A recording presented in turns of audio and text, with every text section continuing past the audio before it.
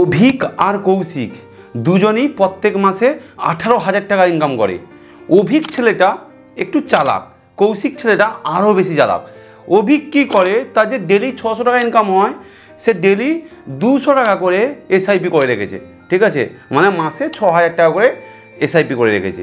কৌশিক কী করে, সে ডেলি যে 200 টাকা, সেই 200 টাকায় সে লটারি কেটে নেয়। সে কোথাও থেকে শুনেছে, কৌশিক তো প্রচুর চালাক, যে একজন কেটেছে পাড়ায়, 1 কোটি টাকা লেগে গেছে।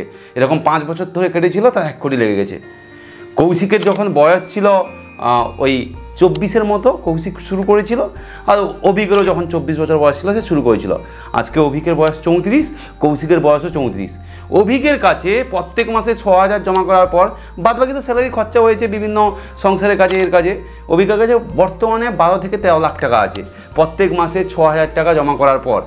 কৌশিকের কাছে ফুটি করিও নেই, কৌশিকের লটারির আশায় এখনও বসে আছে, এখনও 200 টাকা করে দিচ্ছে। এখানে কে চালাক, পাড়ার কৌশিকটা চালাক না পাড়ার অভিকটা চালাক? আপনার মতে যে চালাক হবে। আপনিও কি সেম কৌশিকের মতো ভুল করছেন?